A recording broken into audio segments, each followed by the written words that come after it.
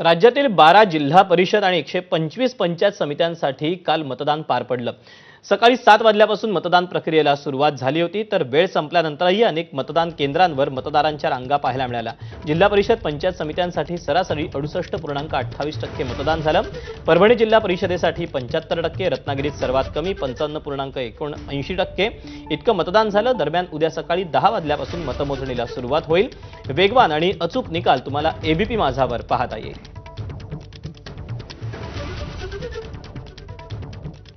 छत्रपती संभाजीनगरच्या गंगापूरमध्ये जिल्हा परिषद आणि पंचायत समितीच्या निवडणुकीतील वादातून जोरदार राडा झाला। शिवसेनेचे कार्यकर्ते आणि अपक्ष उमेदवार यांच्यात वाद झाला होता। दरम्यान दोन्ही गटाचे कार्यकर्ते पोलीस ठाण्यात आल्यानंतर सुरुवातीला त्यांच्यात चकमक झाली। त्यानंतर या दोन्ही गटांमध्ये पोलिसांसमोरच जोरदार राडा झाला।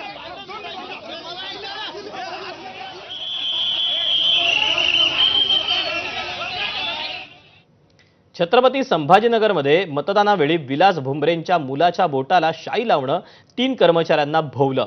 पैठणच्या पाचोड मतदान केंद्रावरील 3 कर्मचाऱ्यांना निलंबित करण्यात आलं।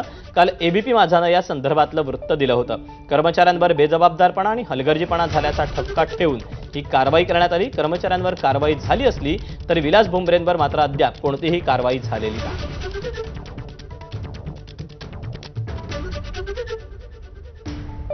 विलास भुमरेंप्रमाणे अकलूजमध्ये झेडपीचे राष्ट्रवादीचे उमेदवार अर्जुनसिंग मोहिते पाटील यांनी आपल्या लहान मुलाला मतदान केंद्रावर नेलं। एवढंच नाही तर लहान मुलानं मतदानाचं बटणही दाबलं। या प्रकरणी अर्जुनसिंग मोहिते पाटलांसह संबंधित अधिकाऱ्यांवर कारवाई करा असे आदेश जिल्हाधिकाऱ्यांनी दिले आहेत। काल रात्रीवर न्यूज चॅनलमध्ये जी बातमी प्रसिद्ध झाली की मोहोळ तालुक्यातील 2 इलेक्ट्रॉनिक मतदान यंत्र हॉटेलवरती सापडली आहे, ती बाब खरी आहे।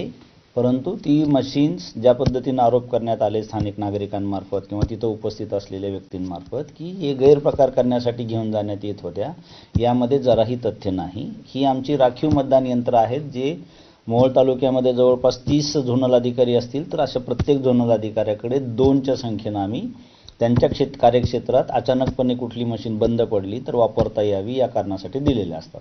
आरोप करण्याचा प्रयत्न केला की याच्यातून काही गैरप्रकार घडतोय का किंवा शंका व्यक्त केली। त्यांची शंका जरी रास्त असली तरी असा कुठलाही प्रकार या माध्यमातून घडू शकत नाही, घडलेला नाही असं मी आपल्याला सांगू इच्छितो।